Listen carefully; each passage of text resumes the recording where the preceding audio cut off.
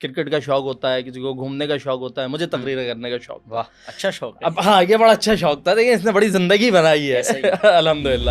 جب آپ اتنا بولتے ہیں, کھل کر بولتے ہیں, اور ظاہر سی بات ہے اداروں کو ہی اس میں مینشن کر رہے ہوتے ہیں جو متعلقہ ادارے ہیں, کوئی وہ مخصوص ادارہ نہیں ہے. تو ایسے میں کیا تنقید جب ہوتی ہے آپ پر, یا پھر ڈائریکٹ ڈر تو نہیں لگتا کہ یار کوئی ویگو شیگو یا پھر کچھ اور آ جائے؟ تو والدہ کیا کرتی تھی, والدہ کیا کرتی تھی, ایک تقریر سناؤ 1 روپیہ. ہاں, ایک تقریر پہ 1 روپیہ. اب ہم 10-20 تقریریں سناتے تھے, روانی میں آ جاتے تھے. یہ تھا جو والدہ کی طرف سے ملا. کیا بات. کتاب دوستی جو ہے یہ انسان کو بولنا سکھاتی ہے, اور دنیا میں بات سے بڑا کوئی اعزاز نہیں ہے. کیا گولی اور کیا غنڈہ گردی, یہ سب دیکھا ہے زندگی کے اندر, سب دیکھا ہے, کھل کے دیکھا ہے, اور الحمدللہ فیس کیا ہے. الحمدللہ جہاں رہے ہیں سینہ ٹھوک کے رہے ہیں اللہ کے حکم سے, اللہ کے اذان سے, اور اپنی جگہ پہ موجود ہیں. انسان اگر ٹھوکر نہ کھائے نا تو خدا بن جائے. تو ٹھوکر کھانی ضروری ہے زندگی میں, پتہ لگے انسان کی لذت ہی نہیں ملے گی اگر آپ ہاریں گے نہیں. سیدھی بات, اس نے کہا پتہ تو چلے بھائی تو انسان ہے, کوشش کرو گے پھر اور جان لڑاؤ گے. ہمارے گھر میں پانی نہیں آتا, ہمارے گھر میں گیس نہیں آتی, بجلی ہمارے یہاں آتی ہے تو مہنگی آتی ہے, ورنہ آتی نہیں ہے, ورنہ آتی. سوشل میڈیا پہ کچھ لڑکے آواز اٹھاتے ہیں تو ان کو گھر سے ٹوکتے ہیں, روکتے ہیں کہ بھائی آپ کیا کر رہے ہو. ہمارے یہاں الٹا ہے, مطلب آپ کے یہاں اپریشیٹ کیا جاتا ہے کہ اور آواز ہم نہیں کرتے تو ہمیں پکڑا جاتا ہے کہ کیا کر رہے ہو تم, کیوں نہیں بولا, ہاں اس معاملے میں کیوں تم نے بات نہیں کی. 2 بچے گٹر کے اندر ڈوب کے جاوا. اسی دن مزے کی بات یہ ہے, مرتضیٰ وہاب صاحب کہہ رہے ہیں کہ پورے کراچی کا ٹریفک روا دوا ہے, کوئی مسئلہ نہیں ہے, یہ لوگ بلا وجہ تنقید کرتے ہیں. ہم نے تو کہا تھا کہ آپ نارتھ ناظم آباد جا کے دیکھیں, آپ جا کے دیکھیں جی, یہ جو ناگن چورنگی کا جو علاقہ ہے, یہ یہاں پر چیک اینڈ بیلنس کا نظام نہیں ہے, یا پھر ایسے لوگوں کو یا ایسے اسٹوڈنٹس کو تلاش کرتے ہیں کہ ان سے بس کام ہی لینا ہے, ان کو پوائنٹس پر ہی بٹھانا ہے. انسان شرمسار ہو جاتا ہے کہ میں جی کہاں رہا ہوں, میں رہ کہاں رہا ہوں. ڈیلنگ کرنا سکھاتے ہیں, یا آپ کو بات کرنا سکھاتے ہیں, یا آپ کو لے جا کے کھڑا کرتے ہیں, بولتے ہیں جی سامنے کلاس ہے, میٹنگ ہے. جمعیت والے لے کے جاتے ہیں, بولتے ہیں درس قرآن ہے. اے پی ایم ایس لے کے جاتی ہے, وہ بولتی ہے جی میٹنگ ہے. اسٹوڈنٹس کے درمیان کلیش کیوں ہوتے ہیں؟ ایک پڑھے لکھے لوگ تو ان کی سوچ تو یہ ہونی چاہیے کہ بھائی ہم ہتھیار کو نہیں اٹھاتے, ہم پتھر کو نہیں اٹھاتے مارنے کے لیے, بھائی ہمارے پاس قلم ہے, ہم قلم کا استعمال کریں گے. جہاں اصلاح کا کام ہو سکے گا, ٹیبل ٹاک کے ذریعے مسائل حل ہونے چاہیے. تو پھر یہ طلبہ تنظیموں میں اس قدر جھگڑے کہ کلاشن کوفیں چل جاتی ہیں, لوگ ایک دوسرے کو مار دیتے ہیں, شہید ہو جاتے ہیں, تو پھر ایسا کیوں ہوتا ہے؟ بھائی بات یہ کہ بات تھپڑ تک آ کیوں رہی ہے. میں تو آپ کو یہ بتا رہا تھا کہ میں بہت تحمل والا ہوں گا نا, تو آپ کے 2 تھپڑ برداشت کروں گا, تیسرے پہ میں آپ کا ہاتھ توڑ دوں گا. صحیح ہے. خواتین و حضرات, آج کی پوڈ کاسٹ میں جو شخصیت میرے ساتھ تشریف فرما ہے وہ بیک وقت اسلامی, سیاسی, سماجی موضوعات پر کھل کر انتہائی خوبصورت, مدلل اور لطیف انداز میں گفتگو کرتے ہیں. ہم جب ان کو عوام کے پارلیمنٹ میں بطور قائد ایوان اور قائد حزب اختلاف کے دیکھتے ہیں تو دیکھ کر رشک آتا ہے کہ وہ اپنے خوبصورت اور گرجدار آواز میں دلائل کے انبار سے ایوان کو ہلا دیتے ہیں. میں بات کر رہا ہوں بہت ہی پیارے, خوبصورت جناب مرزا سبحان بیگ صاحب کے. السلام علیکم ورحمۃ اللہ. وعلیکم السلام, کیسے ہیں آپ؟ اللہ کا بڑا کرم ہے سبحان بھائی, بہت شکریہ, آج آپ تشریف لائے ہیں. ہم آسان سے سوالات پوچھیں گے. سب سے پہلے تو آپ کے آسان سوال کیسے ہوتا ہے؟ اچھا سبحان بھائی, بہت سارے لوگ آپ کو بطور ڈیبیٹر کے جانتے ہیں, سوشل میڈیا پر آپ ایک توانا آواز بن کر ہمیشہ مسائل پر گفتگو کرتے ہیں, لیکن بہت سارے لوگوں کو نہیں پتا کہ مرزا سبحان بیگ کون ہے, ان کی ہسٹری کیا ہے, ان کی اسٹرگل جو آج جس مقام پر ہے. تو میں چاہوں گا کہ سب سے پہلے ہمارے آڈینس کو اس چینل کے توسط سے آپ بتائیں کہ ہو از مرزا سبحان بیگ صاحب. بسم اللہ الرحمن الرحیم. ارشاد, سب سے پہلے تو آپ کا بہت شکریہ. سب سے مشکل کام انسان کی زندگی میں یہی ہوتا ہے کہ وہ اپنے منہ میں مٹھو بنے اور بتائے کہ جی میں کیا ہوں. تو میں کچھ بھی نہیں ہوں, میں ایک بہت عام سا, معمولی سا, خدا کا ایک بہت ہی حقیر سا بندہ ہوں. اس کے علاوہ آپ کوئی حیثیت اوقات نہیں ہے. البتہ یہ بات آپ نے کی کہ اسٹرگل ہوتی ہے, ظاہر سی بات ہے, انسان کہیں بھی جاتا ہے پہنچتا ہے. پہلی چیز یہ سمجھنی چاہیے کہ آپ جو بھی ہیں وہ اللہ کی رضا تھی کہ آپ ایسے ہوں, اس وجہ سے ہیں. اس میں آپ کا کوئی کمال نہیں ہے. آپ کا کمال یہ ہے کہ اللہ تعالیٰ نے آپ کو کچھ دیا تھا, آپ نے محنت کر کے اس کو نکھارا, تراش کے آپ اس کے اندر جد گئے, کوشش کرتے رہے, آگے بڑھتے رہے. اب اس آگے بڑھنے میں انسان گرتا بھی ہے, چوٹ بھی لگتی ہے, ہمت بھی ٹوٹتی ہے, لیکن اس موقع کے اوپر کچھ لوگ ہوتے ہیں جو آپ کی ہمت جو ہے وہ بڑھاتے ہیں, آپ کا سہارا بنتے ہیں, آپ کو مضبوط کرتے ہیں, آپ کو یہ بتاتے ہیں کہ پریشان ہونے کی ضرورت نہیں ہے, آگے بڑھو, ٹھیک ہے, مل جائے گی منزل, پہنچ جاؤ گے. ڈیبیٹر کا آپ نے ذکر کر دیا. میں سمجھتا ہوں کہ زندگی میں اس وقت جو بھی کچھ پایا ہے وہ اللہ تعالیٰ کی عطا, والدہ کی دعائیں, گھر والوں کی محنت کے بعد وہ فن خطابت ہے. تقریریں زندگی بھر, سب کا ایک مشغلہ ہوتا ہے, شوق ہوتا ہے. لوگوں کو کرکٹ کا شوق ہوتا ہے, کسی کو گھومنے کا شوق ہوتا ہے, مجھے تقریریں کرنے کا شوق. واہ, اچھا شوق ہے. اب ہاں, یہ بڑا اچھا شوق تھا, لیکن اس نے بڑی زندگی بنائی ہے الحمدللہ. بچپن سے شروع ہوا یہ سفر, 3.5 سال کے ہم تھے جب گھر والوں نے ہاتھ پکڑ کے تقریر کرنا کھڑا کر دیا تھا. اچھا گھر والوں نے؟ گھر والوں نے. کیا بات. تب ہمیں نہیں پتا تھا کہ یہ چیز کیا ہے.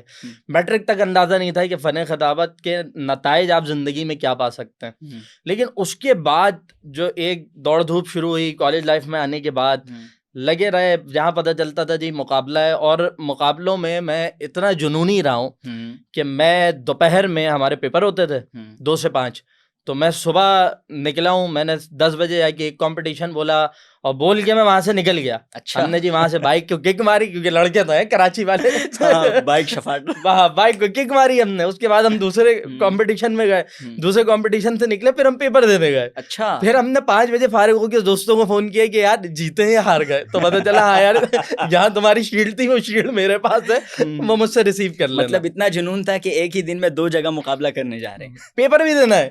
یہ بات ہے کہ پیپر بھی دینا ہے. اچھا گھر والوں کو بھی یہ پتا تھا, اور گھر والے بھی یہ چاہتے تھے کہ دیکھیں ہیلتھی ایکٹیویٹی ہے, بہت آپ کا دماغ کھلے گا. میں آپ کو آج یہ بات کہہ رہا ہوں, جتنے لوگ جو پولیٹیکل پارٹیز سے وابستہ ہوتے ہیں, جو ایک خاص گروہ سے وابستہ ہوتے ہیں, وہ مذہبی ہو سکتا ہے, وہ سیاسی ہو سکتا ہے, وہ سماجی ہو سکتا ہے, ان کے اندر وہ وسعت نظری اور وسعت قلبی پیدا ہی نہیں ہو سکتی جو ایک ڈبیٹر کے اندر ہوتی ہے. ایسا ہی ہے. اس کی وجہ یہ ہے کہ وہ مختلف ذہنوں کے لوگوں کے ساتھ بیٹھے گا, مختلف نظریات کو پسند کرنے اور ماننے والوں کے ساتھ چلے گا, ساتھ چائے پیے گا تو 6 ان کی سنے گا تو 2 اپنی سنائے گا.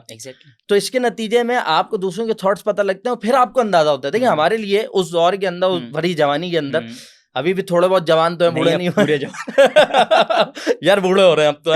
نہیں بھائی, آپ 2 اوور کرا کے تھک جاتا ہوں میں. آپ کی ایکٹیویٹیز دیکھ کے لگتا ہے کہ ماشاءاللہ جس طرح آپ سوشل میڈیا پر کھیلتے ہیں, نہ یارکر کو چھوڑتے ہیں نہ فل ٹاس کو چھوڑتے ہیں, تو ابھی تک آپ جوان ہیں بھائی. بس یہ اللہ تعالیٰ ایسے ہی رکھے, ذرا چلتے ہاتھ پیروں کا. اچھا سبحان بھائی, یہ جو ڈیبیٹنگ کی طرف لوگ آتے ہیں تو بہت سارے آپ, یہ تو بہت اچھی بات ہے, پلس پوائنٹ ہے کہ گھر والوں نے آپ کو موٹیویٹ کیا, لیکن گھر میں بھی کوئی ایک نہ ایک تو ایسا ہوگا کہ جس نے سبحان کا ہاتھ پکڑا کہ نہیں جی آپ نے تقریریں کرنی ہے اور بہترین تقریریں کر کے اور جیت کر آنا ہے. تو اس کا سب سے زیادہ کریڈٹ آپ کس کو دیں گے؟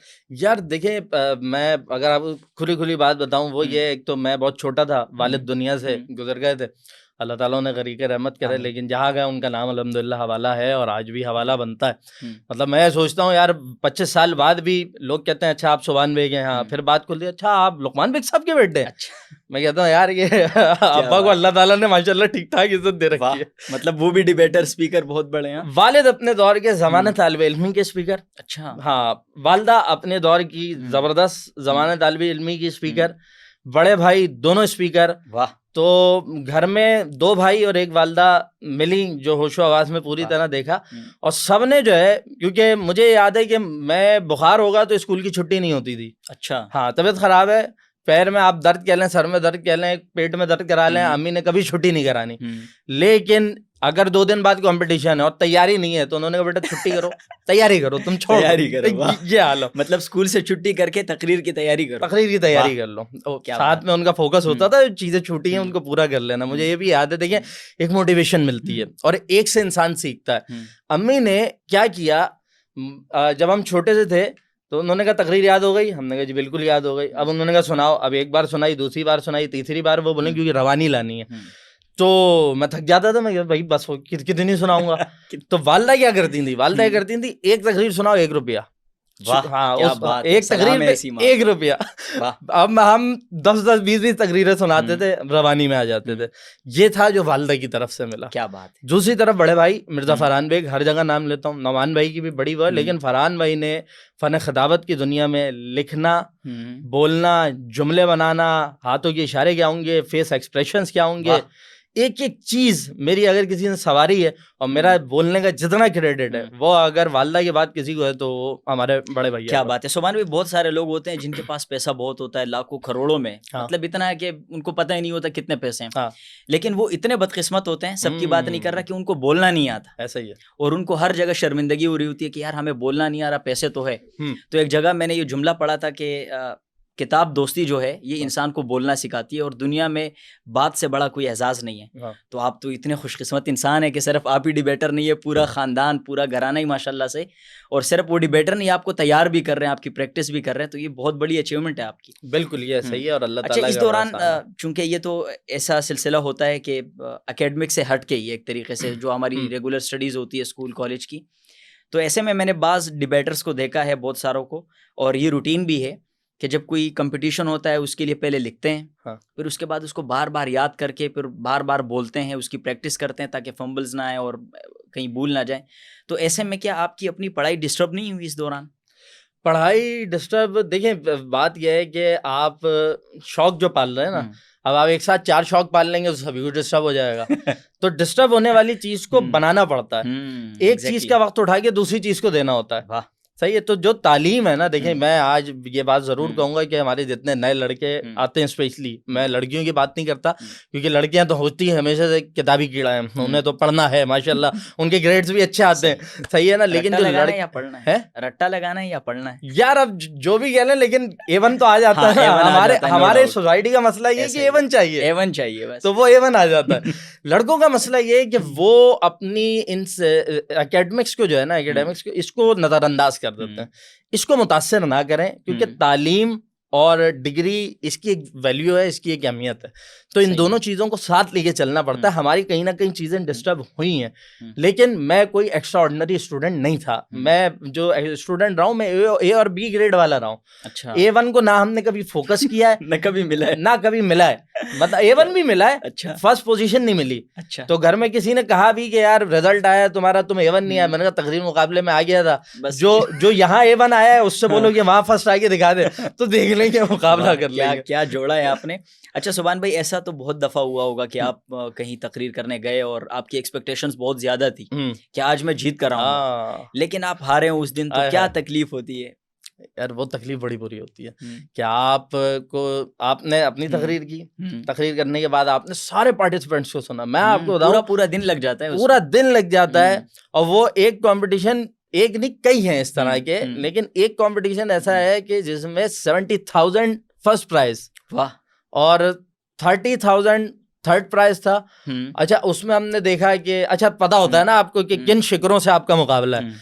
اب وہ جی 5 میں سے 3 لوگ آئے ہوئے ہیں، 2 کٹ گئے. ہم نے کہا چلو ہم 4 میں پوزیشن گھومے گی، کوئی مسئلہ نہیں ہے، کانٹینٹ میرا زبردست ہے. اب جب ان 3 کی تقریر سنی اس میں بھی کوئی جان نہیں، تو ہم نے کہا بس آج ہم ہی ہم ہیں.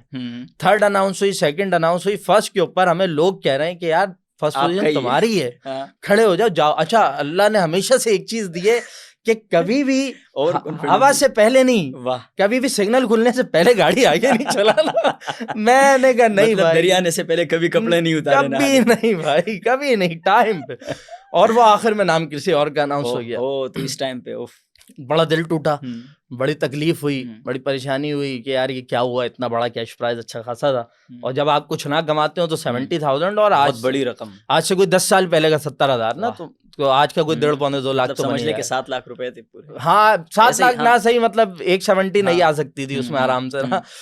تو خیر ہار گئے، گھر آئے، گھر آ کے بھائی سے بات ہوئی تو بھائی نے مجھے اس وقت ایک بات کی، کہنے لگا یار یہ باتیں ہوتی ہیں دن کی نا، آج تمہارا دن نہیں تھا، کسی اور کا دن تھا. تو اور ہو سکتا ہے کہ اس کو اس رقم کی نا بہت زیادہ ضرورت ہو، کیا ممکن ہے یار وہ نا اس کا کوئی کام بننا ہوگا ان پیسوں سے، آج تمہیں نہیں ملے. اچھا اور پھر اس نے مجھے ایک جملہ اور کہا، اس نے کہا یاد رکھنا انسان اگر ٹھوکر نہ کھائے نا تو خدا بن جائے. تو ٹھوکر کھانی ضروری ہے زندگی میں، پتہ لگے انسان کی لذت ہی نہیں ملے گی اگر آپ ہاریں گے نہیں. سیدھی بات. اس نے کہا پتہ تو چلے بھائی تو انسان ہے، کوشش کرو گے پھر اور جان لڑاؤ گے. اچھا جو صاحب جیتے تھے، یہ میں آپ کو بتا رہا ہوں، ان سے میری بہت ٹائم کے بعد بات ہوئی، میرے بڑے اچھے دوست ہیں. میں نے کہا یار وہ تو اس دن اس نے میرے سامنے راز کھولا کہ نا یار اس وقت مجھے پیسوں کی جتنی ضرورت تھی نا میں تجھے بتا نہیں سکتا، اور میں جیتا ہوں، میرا کام بن گیا. کیا بات. میں نے کہا یار یہ دیکھیں اللہ تعالیٰ نے آپ کو موٹیویشن تو دی نا کہ ہارنا بری بات نہیں ہے، ہمت کے ہار جانا یہ بہت بری بات ہوتی ہے. اچھا سوشل میڈیا پر آپ چونکہ بہت کام کرتے ہیں ماشاء اللہ سے، اور یہاں میں ایک اور بات ایڈ کروں، پچھلے دنوں اقرا یونیورسٹی میں آپ قائد حزب اختلاف تھے، تو اس دن میری بڑی خواہش تھی کہ میں آؤں لیکن نہ آ سکا، لیکن دوستوں کے توسط سے کچھ چند کلپس میں نے آپ کو دیکھ کے اور بہت مزہ آیا. پھر میں نے ان سے کہا کہ یار پوری ویڈیو مجھے بھیج دے، لیکن وہ انہوں نے کہا کہ یار بس اتنا ہی کلپ ہم نے ریکارڈ کیا تھا، لیکن بڑا مزہ آیا. اچھا یہ تو رہی ڈیبیٹ کا سلسلہ اور پھر تقریری مقابلے. اب اس سے بڑھ کر آپ ماشاءاللہ سوشل میڈیا پہ کام کر رہے ہیں. اس ٹائم تو یہ ہو رہا تھا کہ ایک دن تقریری مقابلہ ہے اور تقریر کر کے گھر آ گئے، ایسا ہی ہے. لیکن اس وقت جو آپ سوشل میڈیا کا محاذ لیے لڑ رہے ہیں, مقابلہ کر رہے ہیں, تو اس پر بہت سارے چیلنجز ہیں. ظاہر سی بات ہے, ہم جس معاشرے میں, جس سوسائٹی میں رہتے ہیں, وہاں بے تحاشا چیلنجز ہیں, اور سوشل میڈیا پر آپ آواز اٹھاتے ہیں. تو آپ کو کیا لگتا ہے کہ اس وقت کون سا ایک ایسا ایشو ہے کہ جس پر آواز اٹھانی چاہیے سوشل میڈیا کے پلیٹ فارم پر؟ دیکھیں ارشاد, ایک نہیں, اس حوالے سے بہت سارے ایشوز ہیں کہ جن کے اوپر بات, مطلب ہم تو مسائل کے انبار میں ہی جی رہے ہیں نا. ہمارے پاس کیا ہے؟ ہمارے پاس مسئلے اور پریشانی کے علاوہ کوئی چیز ہے؟ ہمارے گھر میں پانی نہیں آتا, ہمارے گھر میں گیس نہیں آتی, بجلی ہمارے یہاں آتی ہے تو مہنگی آتی ہے, ورنہ آتی نہیں ہے, ورنہ آتی نہیں ہے. ہم گڑھوں کے اندر ہم جی رہے ہیں. ایک بارش ہوتی ہے, کسی باپ کا بیٹا جو ہے وہ نالے میں ڈوبتا ہے, کسی کا گٹر میں ڈوبتا ہے. ابھی بھی آپ نے پچھلے دنوں خبر دیکھی ہوگی کہ شہر کے ڈپٹی میئر کی مقامی اسی کے اندر 2 بچے گٹر کے اندر ڈوب کے جاوا. اسی دن مزے کی بات یہ ہے, مرتضیٰ وہاب صاحب کہہ رہے ہیں کہ پورے کراچی کا ٹریفک روا دوا ہے, کوئی مسئلہ نہیں ہے, یہ لوگ بلا وجہ تنقید کرتے ہیں. ہم نے تو کہا تھا کہ آپ نارتھ ناظم آباد جا کے دیکھیں, آپ جا کے دیکھیں جی, یہ جو ناگن چورنگی کا جو علاقہ ہے, آپ جا کے دیکھیں کہ وہاں پہ یہ کٹی پہاڑی کی طرف قصبہ کی طرف کیا معاملات ہیں. یونیورسٹی روڈ آپ اٹھا کر دیکھ لیں, شارع فیصل اٹھا کے دیکھ لیں کہ لوگوں کی گاڑیاں بند ہو گئی, گھٹنوں گھٹنوں پانی موجود ہے. تو مسئلہ ایک نہیں ہے, بہت سارے مسئلے 25,000 مسائل ہیں. 25,000 مسائل ہیں, مطلب 25 لاکھ آپ اس کو کر لیں, ہر گلی کوچے کے اندر ایک مسئلہ ہے. اور آپ مطلب ایک ڈیفینس کی زندگی ہے, اللہ تعالیٰ نے اس کو دیا, اللہ تعالیٰ بہت دے, لیکن یار آپ نکلیں نا, آپ علی گڑھ میں جائیں, آپ قصبہ میں جائیں, آپ اورنگی میں جائیں, آپ کرنگی میں جائیں, آپ لیاری میں جائیں, آپ لانڈی میں جائیں, آپ کو پتہ لگے گا یہ لوگ کیسے جی رہے ہیں. ان کو آسکر ملنا چاہیے, یقین کریں. آسکر تو چلے اداکاری پہ ہوتا ہے نا, ان کو کوئی دنیا کا ایک نیا ایوارڈ آنا چاہیے کہ اتنے مسائل کے ساتھ کوئی قوم جی کیسے سکتی ہے. اتنے جراثیموں کے ساتھ ہم جی رہے ہیں, پانی ہمارا صاف نہیں ہے. مجھ سے ابھی کل ایک صاحب سے بات ہو رہی تھی, تو انہوں نے, میں نے کچھ ہم کھا رہے تھے, میں نے کہا یار کیمیکل ہے, بڑی لذت دے رہا ہے, تو انہوں نے چھوڑ دیا چمچ. کہنے لگے یار میں کیمیکل نہیں کھاتا. میں نے کہا باس, جو دودھ پی رہے ہو وہ بھی کیمیکل ہے, جو پانی پی رہے ہو نا وہ بھی کلورین والا ہے. کچھ ہمارے پاس ڈھنگ کی چیز زندگی میں ہے ہی نہیں. تو ایک مسئلہ میں کیا بتاؤں, لیکن اس وقت میں سمجھتا ہوں کہ اس وقت امت مسلمہ کو سب سے بڑا مسئلہ ہے فلسطین کا درپیش ہے. تو اس پہ آپ جتنی بات کر سکتے ہو جتنا, کیونکہ ہمارا مسئلہ یہ ہے کہ ہوا کے ساتھ چیز پھیلتی ہے. آج کسی کو فلسطین کی کوئی خبر نہیں ہے کہ کل اٹیک ہوا تھا نہیں ہوا تھا, کتنے لوگ اس میں مارے گئے نہیں مارے. ہمارے یہاں ٹرینڈ چینج ہو جاتا ہے, ٹرینڈ چینج ہے. مثال کے طور پر آج فلسطین کا مسئلہ ہوا, کل کو کوئی بدو بدی قسم کا ایک بیہودہ کلام آ جائے گا, پھر لوگ اسی میں مصروف ہو جاتے ہیں. تو اب فلسطین کے لیے لوگوں کے پاس ٹائم کہاں رہے گا؟ ٹائم ہی نہیں ہے, سیدھی بات ہے. اور ہم کیا, دنیا تو وہ ہے بھائی جو اپنے مرے باپ کو 3 مہینے بعد بھول جاتی ہے نا. صحیح ہے نا, ابا کی قبر بھی جمعے والے دن یاد رہتی ہے, تو صرف 3 مہینے تک یاد رہتی ہے, 4تھے مہینے سسرال جانا ہوتا ہے. یہ دنیاوی حقیقت ہے. اور پاکستان میں سب سے بڑی چیز ہے وہ یہ ہے اتحاد, مذہبی اعتبار سے بھی اور لسانی اعتبار سے بھی. یہ 2 چیزیں ہیں. مسائل تو اتنے, مسائل میں تو کیا پبلک ٹرانسپورٹ کی بات کریں, آپ بھی یہاں رہتے ہیں, میں بھی یہاں رہتا ہوں, F18 میں نکلیں تو یار مطلب با خدا انسان شرمسار ہو جاتا ہے کہ میں جی کہاں رہا ہوں, میں رہ کہاں رہا ہوں. لیکن یہاں یہ بھی سمجھنے کی ضرورت ہے بھائی کہ دیکھیں, یہ نہیں ہو سکتا ہے کہ پاکستان خالی ہو جائے کل کو اور 22 کروڑ آدمی پوری دنیا میں سیٹل ہو جائے. تو ہمیں ٹھیک اسی کو کرنا پڑے گا, دوسرا آپشن نہیں ہے ہمارے پاس. تو ٹھیک اسی کو کریں گے تو آگے نئی نسل کو, آپ کو اور میرے اولاد کو کوئی ڈنکا مل جائے گا. ورنہ ہم بھی اسی میں جیے, مطلب 30-31 سال عمر ہو گئی, 5 سال بعد کمر میں درد ہو جائے گا. تو یہ اچھا سبحان بھائی, یہ جو ہم سوشل میڈیا پر آواز اٹھاتے ہیں اور آپ کے ویلوگز وغیرہ آ رہے ہوتے ہیں, روزانہ ہی میں دیکھ رہا ہوتا ہوں کہ کوئی نہ کوئی ویلوگ آ رہا ہوتا ہے, کسی نہ کسی ایک مسئلے کے اوپر ہی ہوتا ہے. ٹھیک ہے, تو کیا آپ کو لگتا ہے کہ اس طرح بولنے سے, آواز اٹھانے سے کہیں کوئی فرق پڑ رہا ہے؟ یار دیکھیں, ایک تو آپ بھی مجھ سے بہتر جانتے ہوں گے کہ سب سے ایمان کا مضبوط درجہ تو یہ ہے کہ آپ برائی کے خلاف اٹھ کے کھڑے ہو, میدان عمل میں آ جائیں. ایسا ہی اللہ کا شکر ہے, اپنی وسعت کے مطابق اس کی بھی کوشش کرتے ہیں, گھر میں نہیں بیٹھے ہوئے, سڑک پہ نکلتے ہیں الحمدللہ. دوسرا یہ ہے کہ آپ اس کو زبان سے برا بولیں. تیسرا یہ ہے کہ آپ اس کو دل میں بلائیں. صحیح ہے, تو ہم کم از کم زبان سے تو اس کا اظہار کر رہے ہیں, مطلب اپنے ایمان کی بیداری کا کہیں نہ کہیں اظہار تو کر رہے ہیں.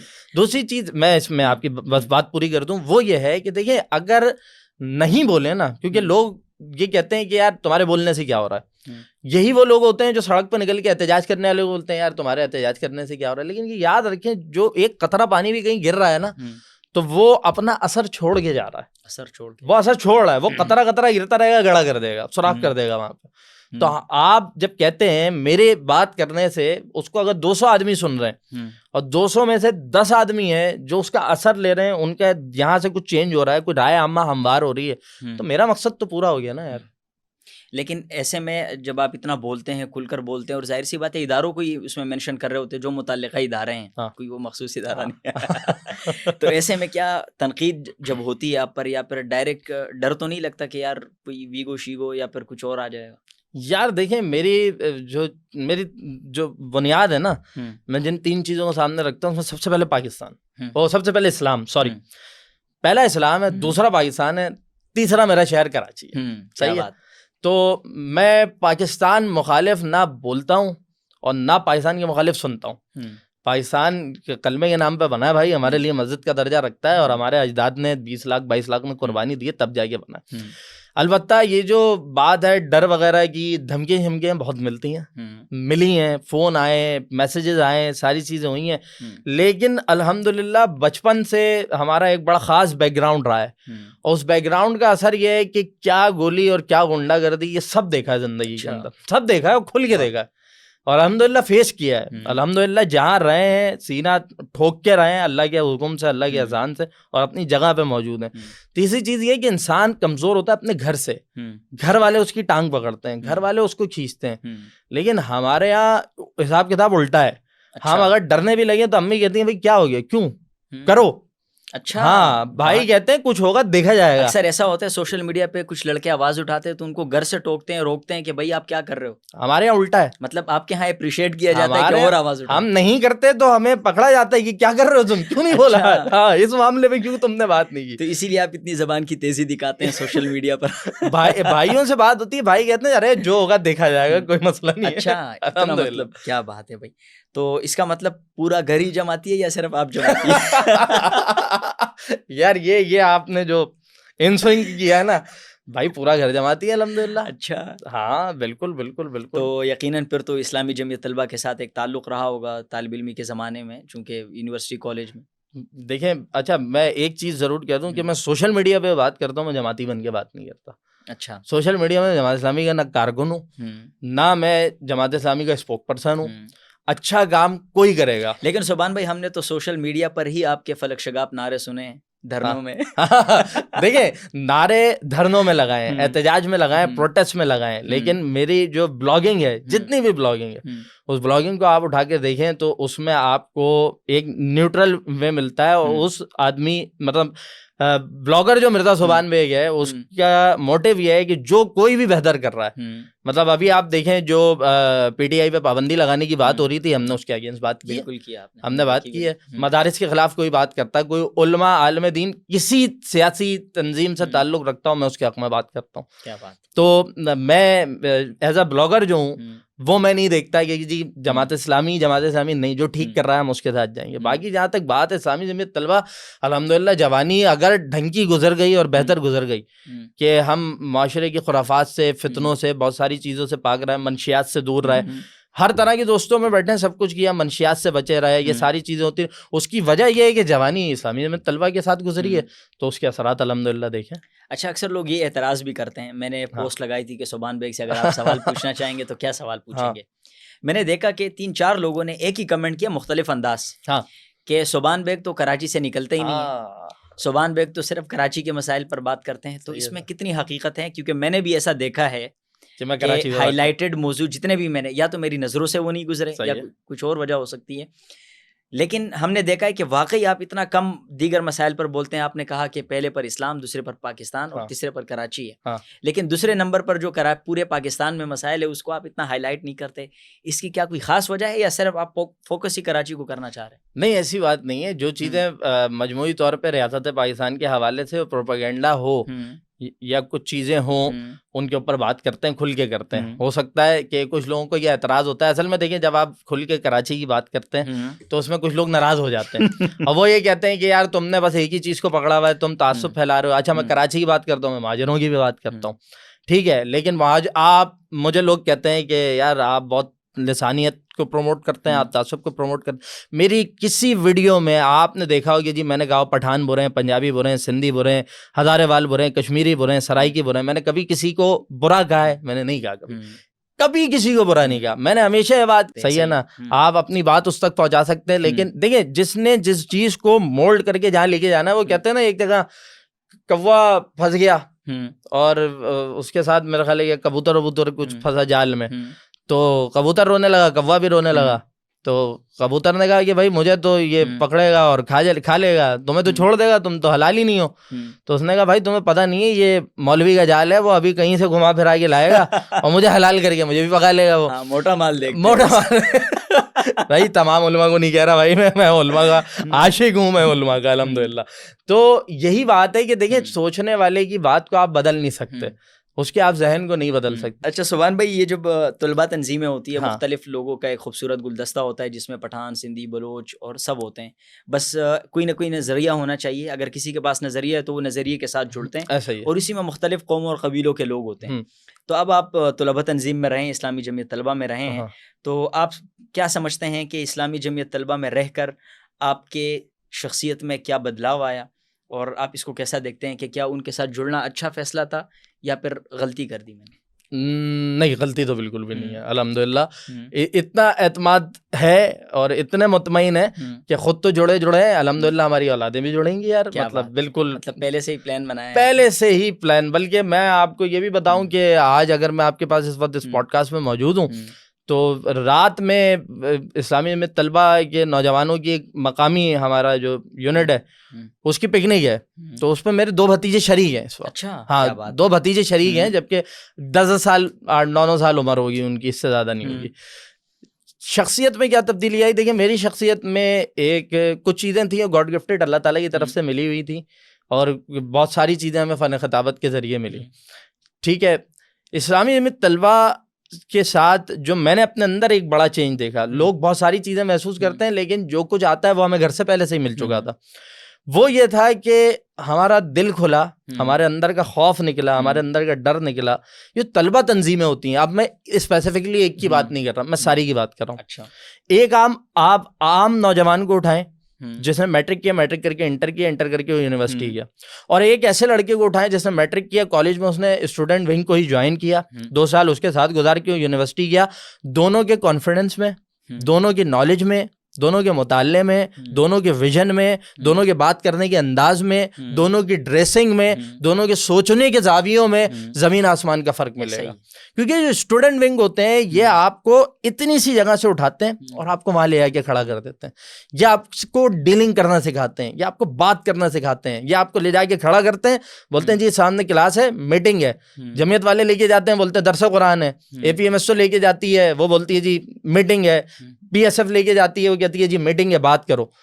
وہاں بات کرتے ہیں نا تو پہلے دن ہاتھ کانپ رہے ہوتے ہیں، ٹانگیں کب کب آ رہی ہوتی ہیں، لیکن کرتے کرتے کرتے آپ ایسے ہو جاتے ہیں کہ آپ کے لیے بات کرنا کوئی بڑی بات نہیں رہتی، ٹھیک ہے نا۔ پھر آپ ان کی تربیتی اجتماعات میں شریک ہوتے ہیں، تربیتی اجتماع ہر طلبہ تنظیم کا ہوتا ہے، وہاں پہ آپ کو اب ہر کوئی اپنے نظریے کا ٹیکہ لگاتا ہے، لگائے گا بھائی، انہوں نے آگے اپنا سلسلہ ہے، ظاہر سی بات ہے آپ کے اوپر ورکنگ کر رہے ہیں، لیکن وہ آپ کا زمین آسمان بدل دیتے ہیں۔ تو طلبہ تنظیموں کے ساتھ جڑنا اور ایک نظریے کو لے کر جڑنا کہ جی یہ نظریہ ہے، میں نے اس کے لیے کام کرنا ہے، اس چیز کو بہتر کرنا ہے، میں نوجوانوں کو کہوں گا ضرور اسٹوڈنٹ ونگز جوائن کریں، ضرور کریں، وہ آپ میں ایسا تغیر برپا کریں گے، آپ کے اندر کی جتنی خامیاں ہیں وہ اوور کم کروا دیں گے۔ وہ خامیاں آپ کا باپ دور نہیں کر سکتا، ماں دور نہیں کر سکتی، کیونکہ گھر میں آپ ایک علیحدہ خول میں ہوتے ہیں، تعلیمی ادارے میں دوستوں کے درمیان آپ آزاد ہوتے ہیں، ٹھیک ہے نا۔ مجھے یاد ہے میں کالج میں تھا، ایک ایشو ہوا تو پولیس آئی، ایس ایچ او صاحب آئے۔ اچھا یہ وہ وقت تھا شروع میں جب ہم سامنے پولیس ہوتی تھی نا تو بائک موڑ کے برابر والی گلی سے چلے جاتے تھے کہ یار یہ روک نہ لیں۔ ہمارے جو ناظم صاحب تھے انہوں نے ہمیں کہا کہ جائیں ان کو بات کریں، ان سے کہیں یہ کیوں آئے، یہاں پہ یہ پروگرام چل رہا ہے، پروگرام ختم نہیں ہوا۔ ہم نے کہا بھائی میں کروں، بولا ہاں جاؤ کرو۔ اچھا ہم بھی جا کے کھڑے ہو گئے جی، ہم نے بھی جا کے بات کر لی، تو وہ اعتماد کہاں سے پیدا ہوا؟ وہ یہاں سے نکل کے آیا۔ تو یہ بہت امپورٹنٹ ہوتا ہے، مطلب آپ اس کے اثرات پھر اپنی ساری زندگی دیکھ رہے ہوتے ہیں۔ اچھا، بعض اوقات ایسا بھی ہوتا ہے کہ طلبہ تنظیموں میں رہ کر کچھ لڑکے ایسے بگڑ جاتے ہیں کہ ان کی اکیڈمک برباد ہو جاتی ہے، اور ہم نے خود دیکھا ہے کہ پوائنٹس پہ بیٹھے رہتے ہیں گھنٹوں، پورا دن گزار لیتے ہیں، گھر نہیں آتے، کوئی جاب واب بھی نہیں کرتے۔ تو یہ یہاں پر چیک اینڈ بیلنس کا نظام نہیں ہے، یا پھر ایسے لوگوں کو یا ایسے اسٹوڈنٹس کو تلاش کرتے ہیں کہ ان سے بس کام ہی لینا ہے، ان کو پوائنٹس پر ہی بٹانا ہے؟ یار سیدھی سچی بات اگر میں آپ سے کہہ دوں، ہو سکتا ہے کچھ تلخ ہو جائے، چیک اینڈ بیلنس کا نظام بہت ساری جگہوں پہ ہوتا ہے، لیکن بہت ساری چیزیں جو ہے وہ شاید اسٹوڈنٹ ونگس کی مجبوری ہوتی ہیں. اچھا، جس طرح آپ نے کہا نا کہ ان کو اسی لیے رکھا ہوا ہے کہ یار تم بس ٹھیک ہے تم آؤ یہاں بیٹھو، گو کہ یہ نہیں ہونا چاہیے. نہیں ہونا چاہیے. لیکن ہمارے ایک اور مسئلہ ہے، وہ مسئلہ یہ ہے کہ اگر آپ کوئی پارٹی چلا رہے ہیں تو آپ میں دیکھیں کراچی والا لفظ پھڈا جو کہتے ہیں نا، جھگڑے کے بغیر آپ چلا ہی نہیں سکتے. تو اس جھگڑوں کے لیے بھی کچھ لوگ ہوتے ہیں، تو اب وہ دوسرے کام کرنے کے لیے لوگ اسٹوڈنٹ ونگس میں ہوتے ہیں. وہ اسٹوڈنٹ ونگ ان لڑکوں سے فائدہ اٹھاتا ہے، وہ لڑکے اس اسٹوڈنٹ ونگ کے شیلٹر کا فائدہ اٹھاتے ہیں. یہ نہیں ہونا چاہیے، لیکن یہ ایک تلخ حقیقت ہے. لیکن یہ اس کا 20% ہے، 10% ہے، 80% نتائج اس کے. اچھا، تو سبحان بھائی یہ جو طلبہ تنظیمیں ہیں ایجوکیٹڈ لڑکے ہوتے ہیں سارے، ظاہر سی بات ہے کوئی لچے لفنگے نہیں ہوتے، یونیورسٹی جا رہے تو پڑھے لکھے لوگ ہی ہوں گے، ظاہر سی بات ہے. تو ایسے میں یہ اسٹوڈنٹس کے درمیان کلیش کیوں ہوتے ہیں؟ ایک پڑھے لکھے لوگ تو ان کی سوچ تو یہ ہونی چاہیے کہ بھائی ہم ہتھیار کو نہیں اٹھاتے، ہم پتھر کو نہیں اٹھاتے مارنے کے لیے، بھائی ہمارے پاس قلم ہے، ہم قلم کا استعمال کریں گے، جہاں اصلاح کا کام ہو سکے گا ٹیبل ٹاک کے ذریعے مسائل حل ہونے چاہیے. تو پھر یہ طلبہ تنظیموں میں اس قدر جھگڑے کہ کلاشن کوفیں چل جاتی ہیں، لوگ ایک دوسرے کو مار دیتے ہیں، شہید ہو جاتے ہیں، تو پھر ایسا کیوں ہوتا ہے؟ مطلب کہیں پر تو خرابی ہے نا. اب تو یہ بندوقوں والا زمانہ الحمدللہ فائنلی چلا گیا ہے، ورنہ اس شہر میں کالجز میں یونیورسٹیز میں بڑے اسلحے چلیں اور بڑے جنازے اٹھیں. اللہ تعالیٰ سب کو غریق رحمت کرے، سب کی مغفرت کرے. کوئی کسی بھی سیاسی تنظیم سے، پولیٹیکل ونگ سے، اسٹوڈنٹ ونگ سے ہو. خرابی ہے، خرابی کہاں ہے؟ خرابی سر نظام میں. دیکھیے نوجوان جو ہے نا، یوتھ کے متعلق کسی نے بہت اچھا لکھا تھا کہ نوجوان کسی قوم کا جو ایک طبقہ ہے نا، یہ جذباتی ہوتے ہیں لیکن یہ مفادات سے پاک ہوتا ہے. ان کے لیے مفاد نہیں ہوتا، ان کے اندر جذباتیت ہوتی ہے. اب اس جذباتیت کو آپ جدھر لگا دیں گے نا، یہ وہ کر گزریں گے. دیکھیے نا، کوئی بیوقوفی ہوگا جو 15 لوگ ادھر ہوں اور 20-25 لوگ ادھر ہوں اور ڈنڈے لے کے لڑنے میں لگے پڑے. کیوں لڑ رہا ہے بھائی؟ جذبات ہے نا. اب ان جذبات سے کھیلنے والے، ان کو استعمال کرنے والوں پہ منحصر ہوتا ہے کہ وہ جذبات کہاں استعمال ہوں گے. دیکھیں یہ بھی ایک المیہ ہے. مجھے اکثر لوگ کہتے ہیں کہ یار کلیش ہوتے ہیں، ایک بندہ مار رہا ہے دوسرا تو نہیں مار رہا. لیکن ارشاد صاحب بات یہ ہے کہ آپ مجھے ایک دن تھپڑ ماریں گے، میں بہت صبر کر کے برداشت کر لوں گا. دوسرے دن ماریں گے، میں نے اپنا خون کا گھونٹ پی لیا، میں نے کہا چل یار آج بھی چھوڑ دے. تیسرے دن ماریں گے نا تو میں ارشاد بھائی آپ کا ہاتھ توڑوں گا پلٹ کے. میرا حق ہے نا. لیکن میں نے جتنا دیکھا ہے کراچی یونیورسٹی میں، میں خود ایک گریجویٹ ہوں ماشاءاللہ، میں نے تقریباً کوئی 3 سے 4 جھگڑے دیکھے ہیں، اور کہیں ایسا نہیں ہوا میں نے سنا ہو کہ اس کی مثال مجھے کوئی دے سکے کہ سبحان بھائی کو کسی نے تپڑ ایک بار مارا اور وہ خاموش رہا، پھر تیسری مرتبہ میں ریئیکشن دیا ہو. ایسا کبھی نہیں ہوا، بلکہ ایک ہی تپڑ کے ساتھ وہ شروع ہو جاتے ہیں. بھائی بات یہ کہ بات تھپڑ تک آ کیوں رہی ہے؟ میں تو آپ کو یہ بتا رہا تھا کہ میں بہت تحمل والا ہوں گا نا تو آپ کے 2 تھپڑ برداشت کروں گا، تیسرے پہ میں آپ کا ہاتھ توڑ دوں گا. صحیح ہے. تو بات یہ ہے کہ یار دیکھیں جب ایک ایکشن ہوگا تو اس کا ریئیکشن آئے گا. یہ تو آپ کو نیوٹن بتا کے چلا گیا، بولا بھائی یہ تو ہونا ہی ہونا ہے نا. تو اس ایکشن کو روکنے کے لیے ایک بات یہ ہو سکتی ہے کہ کہیں بیٹھ کے بات کی جا سکتی ہے، ایک پروسیجر بنایا جا سکتا ہے، ایک چیز کی ہے. لیکن نظام ہمارے یہاں سب سے بڑا جو ظلم ہوا ہے وہ کیا ہوا ہے؟ آپ کے پاس اسٹوڈنٹ یونین ہوا کرتی تھی. آج پولیٹیکل پارٹی گراؤنڈ پہ کھڑی ہوتی ہے نا تو اسے یہ ہوتا ہے یار یہ چیز ہے، لیکن چلو تحمل کے ساتھ گزار دو، کل الیکشن لڑنا ہے، ان کے پاس ووٹ لینے جانا ہے. ایک چیز یہ یہاں پڑی ہوتی ہے نا، کل پہلے اسٹوڈنٹ یونین ہوا کرتی تھی، اس سے آپ کو پولیٹیشینز ملا کرتے تھے، پورا نظام ہوتا تھا، طلبہ کی ایک مؤثر آواز ہوتی تھی، پھر وہ نمائندگان اپنے اختیار کا اور اپنی کرسی کا پاس رکھتے ہوئے چیزوں کو ٹیکل کیا کرتے تھے، طلبہ کی آواز اٹھا کرتی تھی. آپ نے اسٹوڈنٹ یونین پہ پابندی لگائی، ایک ہیلتھی جو چیز تھی جس نے پاکستان کی پولیٹکس کو نظریاتی لوگ دینے تھے وہ ختم ہو گئی. تو اس کے نتیجے میں جو ہے وہ لچے لفنگے بھی آتے رہے، اس کے نتیجے میں جو ہے وہ ذرا سی باتوں پہ جو ہے وہ جھگڑے کرنے بھی والے بھی آتے رہے. تو یہ ہے کہ جھگڑے ہیں، لیکن جب نظام آج یہ کر سکتا ہے کہ آج سے 10 سال پہلے تو کلاشن کوف چلتی تھی لیکن آج جھگڑے کے اندر کلاشن کوف نہیں چلتی، تو وہی نظام اگر چاہے تو آج وہ ڈنڈے اور پتھر چلنے سے بھی روک سکتا ہے. نظام بہتر نہیں ہے نا، نظام بہتر نہیں ہے. تو کیا سبحان بھائی آپ نے کیا ایسا کچھ کیا ہے کہ اسلامی جمعیت طلبہ میں رہ کر اپنے کسی دوست کا پیپر پاس کروایا، وہ نمبر کم آئے، آپ ٹیچر کے پاس گئے کہ سر ہمارا لڑکا ہے, ایسا کچھ کیا ہے آپ نے؟ میرے اساتذہ سے گواہی لے لو بھائی. نہیں, لیکن ایسا ہوتا رہا ہے اور ہو رہا ہے اس وقت. دیکھیں میں یہ تو نہیں کہوں گا کہ بالکل ہی کچھ نہیں ہے, تو کہیں نہ کہیں ہوگا. پانچوں انگلیاں برابر نہیں ہوتی, سب دودھ کے دھلے نہیں ہوتے, بشر ہے, خامی غلطی کر سکتے ہیں. ٹرینڈ میں کوئی چیز آ جائے تو غلطی سے ہو سکتی ہے, اس سے بالکل انکار نہیں ہے, ٹھیک ہے نا, انسان ہے, یہ بات یاد رکھیے گا. الحمدللہ نہ کسی کا پیپر پاس کرایا, ایون نہ اپنا پیپر پاس کرایا, صحیح ہے. تیسری چیز, نہ کسی پہ ہاتھ اٹھایا ہے, نہ کسی کے اوپر ڈنڈا چلایا ہے, الحمدللہ, نہ کبھی بندوق چلائی ہے کسی کے اوپر. اچھا سبحان بھائی, ایک فیز ہم نے آپ کا ڈیبیٹر والا دیکھا, صحیح ہے, ایک سوشل میڈیا ایکٹیوسٹ والا دیکھا جس پر آپ کھل کر بات کرتے ہیں, صحیح. ایک اور روپ بھی آپ کا ہے بطور صحافی, بطور اینکر بن کر آپ مختلف جگہوں پر اپنی آواز کا جادو جگاتے ہیں. جامعہ بنوریہ عالمیہ میں بھی آپ وہاں ہوسٹ ہیں ماشاءاللہ سے, بہت بڑا مدرسہ ہے ملک پاکستان کا بلکہ پوری دنیا کا, جس میں بہت سارے ممالک کے اسٹوڈنٹس بھی پڑھتے ہیں. تو یہ اس فیز میں بہت سارے لوگوں کے انٹرویوز بھی آپ نے کیے ہوں گے, تو کوئی ایک انٹرویو ایسا ہے کہ جس نے آپ کو سوچنے پر مجبور کر دیا, آپ کی شخصیت میں کردار ادا کیا, یا وہ انٹرویو آپ کے لیے آپ کی زندگی کا سب سے خوبصورت ترین انٹرویو رہا؟ اس دوران میں بہت ساری چیزیں ہیں, مطلب ایک نہیں ہے. بڑا اللہ تعالیٰ نے نشیب تو نہیں کہوں گا, اللہ تعالیٰ نے اونچائی دکھائی ہے, ایک کے بعد ایک بہتری کی طرف جاتے رہے. اگر کوئی ایک انٹرویو اگر آپ پوچھیں, کچھ لوگ ہیں جن کے ساتھ جن سے مل کے یہ لگا کہ یار کیا کمال لوگ ہیں. ہم نے جامعہ بنوریہ عالمیہ مجھے دینی حوالے سے بہت زبردست پلیٹ فارم اللہ تعالیٰ نے دلوایا, اور وہاں جتنے علماء سے میری دوستیاں ہوئیں, جتنا تعلق بنا, پھر ان کو قریب سے دیکھا, اندر کا ماحول دیکھا, چیزیں دیکھیں, بڑا متاثر کن ہے. آپ نے جامعہ کا ذکر کیا, میں ضرور کہوں گا کہ میں ایون یونیورسٹی اسٹوڈنٹس کو کہتا ہوں کہ آپ ایک مرتبہ جائیں اور اپنا ٹیم لے کے جائیں, اور جا کے آپ بنوریہ کو وزٹ کریں, اور آپ جا کے وہاں پہ معتمم سے, نعمان بھائی سے, میں انہیں بھائی کہتا ہوں, وہ ہیں مفتی صاحب, لیکن وہ جوان ہے نا, میں کہتا ہوں یار بھائی سیٹ ہے یار, ہاں کراچی والے ہیں نا, محبت میں بھائی نکلتا ہے. نعمان بھائی سے, فرحان بھائی سے, ان سے ملاقات کریں, آپ ان کا ویژن سمجھیں, اندر کا ماحول دیکھیں, تو آپ کو لگ پتہ جائے گا کہ مدارس کیا کر رہے ہیں. یہ ہر جگہ میں یہ بات کہتا ہوں کہ ہم جی بڑا جو ہے نا وہ ہار ڈال کے اور سر پہ تاج سجا کے گھومتے ہیں کہ جی ہم پڑھنے باہر جا رہے ہیں. کتنی یونیورسٹیز ہیں آپ کی جن میں جو ہے وہ امریکہ سے اسٹوڈنٹ پڑھنے آتا ہو؟ ایک بھی نہیں ہوگی. ایسا ہی, ٹھیک ہے. ایک بھی نہیں. جامعہ بنوریہ عالمیہ کے اندر کینیڈا ہو, امریکہ ہو, کیا تھائی لینڈ ہو, فلپائن ہو, کیا فجی ہو, دوسرا کونا دنیا کا, ہر جگہ کا اسٹوڈنٹ موجود ہے. ایسا ہی. تو یہ ایک پاکستان کے لیے اور کراچی کے لیے ایک بہت فخر کی بات ہے. لوگ کہتے ہیں علماء نے کیا کیے, بھائی تو علماء نے باہر کے اسٹوڈنٹس کو یہاں لے کر آئے ہیں.